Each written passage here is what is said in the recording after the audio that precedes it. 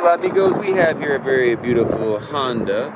This is a 2024 Rebel 1100 new arrival. This guy just came in. Very clean machine.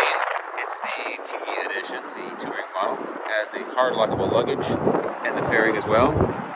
This is also a DCT edition, so it's a dual clutch transmission, which means it is essentially an automatic.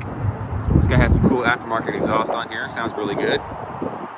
Really cool contrasting wheels, almost a bronze silver kind of color. LED lighting.